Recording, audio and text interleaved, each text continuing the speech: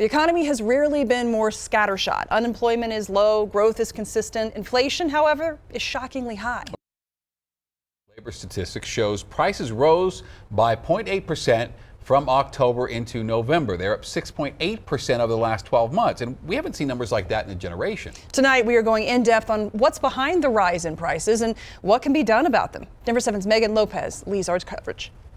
Inflation affects everything from food to gas to clothing, even your rent. Uncontrolled inflation hurts us all. A report by the Bureau of Labor Statistics found that you are paying 6.8% more on average than you did last year. Inflation this bad hasn't been around since 1979, 1980. You know, when Ronald Reagan was in office. And bad news about the ugly sweater you've been wanting to buy. There is a very large increase in the cotton as the main input for all the clothes. So first, let's talk about the cause with economics professor Kishore Kulkarni. Along with a labor shortage, supply chain issues, increasing wages, and slowing production, we have a very high increase in money supply.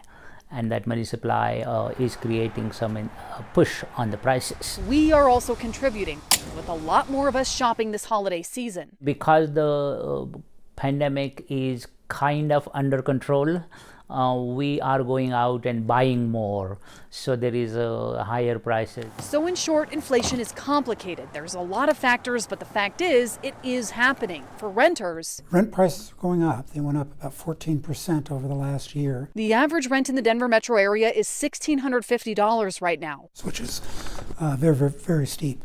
And that's a reflection of increased demand for housing. So plan on spending that additional 14% on rent. If it goes up more than that, try talking to your apartment manager. Usually it's much less expensive for a housing provider to keep an existing customer than to lose one and try to attract a new one. Signing on to a longer lease can also save you money. And in inflationary times, if you know you're going to be staying put in the same location, it usually makes some sense to lock in a longer lease contract. For homeowners, Kulkarni says because interest rates might be going up, now is the time to consider refinancing. Take the advantage of a very low interest rate, borrow some more, buy things which you are absolutely necessarily going to buy in next year or so, today rather than in next year. As for inflation itself, Kulkarni says it's likely going to go up even more before it comes down. So hold on to your wallets because this could be a bumpy ride.